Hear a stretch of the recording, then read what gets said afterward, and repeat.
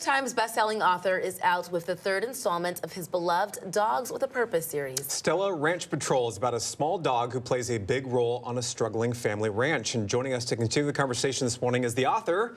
That is W. Bruce Cameron. Nice to have you this morning. How are you, Bruce? It's great to be here. I was just sitting here enjoying one of my favorite books, and then here comes you. So this is all going to work out. I love it. So before we dive into your new book, we want to talk about your Dogs with a Purpose series that kind of initially inspired all of this. So what inspired you to write this series to begin with?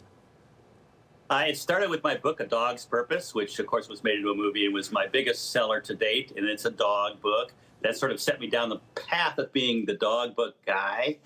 I wrote a lot of middle grade books, and I wanted something for middle grade children who are more sophisticated readers, and also we could pull in young adults and adults because Stella Ranch Patrol, my newest book, is part of the Dogs with a Purpose series, and these are working dogs, every one of them, and they get, look at that face, Stella, she gets such joy out of working on a ranch outside of Spokane. Wow, local tie. We love it. I love that. Tell us about Stella Ranch Patrol and how this little dog is lending a helping paw. Yeah, this little dog, Stella, you know, she's a corgi. The corgis are wonderful, but they're tiny. And so what Stella does is she is raised with some Great Pyrenees puppies. So she assumes that she is going to be a guardian dog just like them. And she does not understand why her legs don't get any bigger. She keeps expecting her legs to be the size of the other big dogs. She makes it to the ranch. She's adopted by a boy named Mateo. It's a fractured family with a mother who's passed several years ago, a father who rules very sternly. And then there's an unexpected gift when a boy named Julian, who's a couple of years older than Mateo, shows up. And that boy is trying to find his way into this family.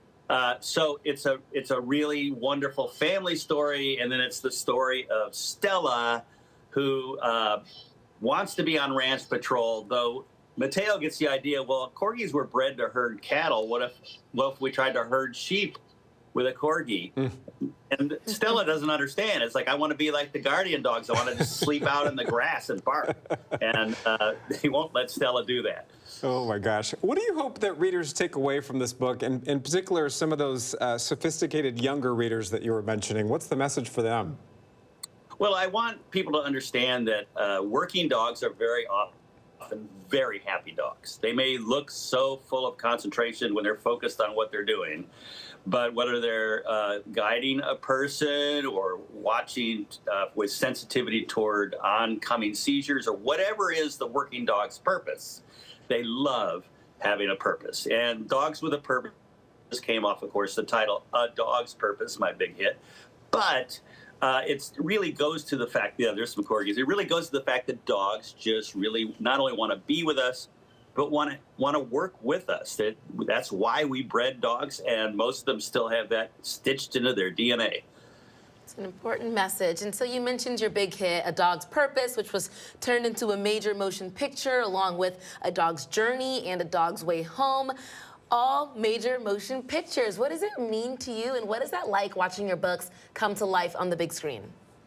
It's the most gratifying because when I put out a book, everybody reads it and they hear the voices in their head. When a family goes to a movie, and my movies are family movies, when a family goes to a movie and it's grandma down to grandbaby and they're all watching the movie, they're all seeing the story at exactly the same time, that is so gratifying to a storyteller, which is that's at my core. I'm a novelist, but at my core, I'm a storyteller. I wrote the screenplay with my writing partner for the 3 movies that you mentioned. Part of that is a little difficult for the author because you're seeing stuff on the screen that you didn't envision or that you didn't want cut.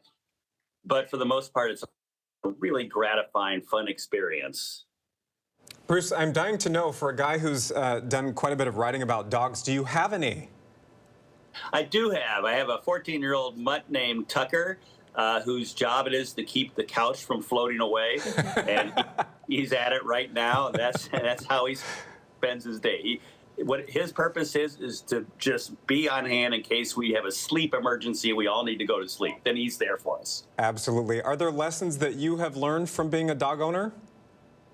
Oh, yes. I was a bad dog owner when I was young because I didn't read anything about it. But then I really got into reading about dogs and understanding dogs.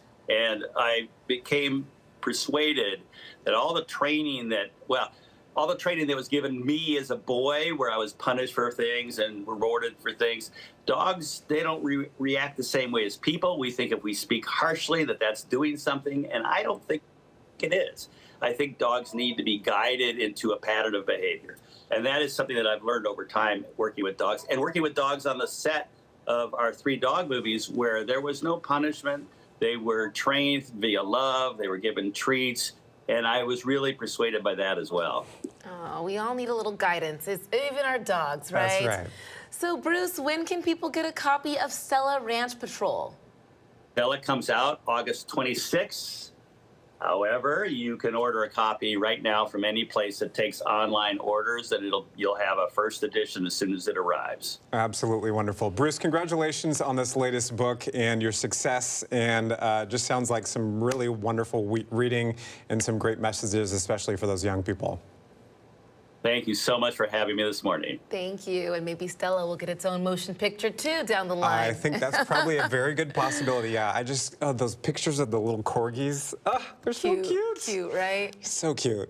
Yeah, sounds like a really good read for those young people. You ready for your dog now? You know, it's going to happen. I don't think it's quite time, but it's going to happen at some point. I just know it. All right. Okay.